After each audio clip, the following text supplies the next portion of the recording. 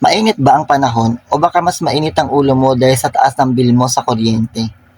Chill ka lang, may maganda akong balita para sa'yo, lalo na sa mga tagahanga ng dating Pangulo. Alam niyo ba itong Republic Act 11552? Pinirmahan lang naman ito ni dating Pangulong Duterte noong May 2021. Ang galing 'di ba? Dahil sa batas na ito, ang lifetime rate o yung diskwento sa kuryente extended na hanggang 50 years. Wow! 2071 pa matatapos. Napaka-visionary. Kaya sa mga ka-DDS natin dyan na nagrereklamo sa mahal ng kuryente ngayon, hinay-hinay lang sa post. Baka nakakalimutan nyo, yung poon nyo ang pumirma nito. Ginusto nyo yan, di ba? Support lang tayo.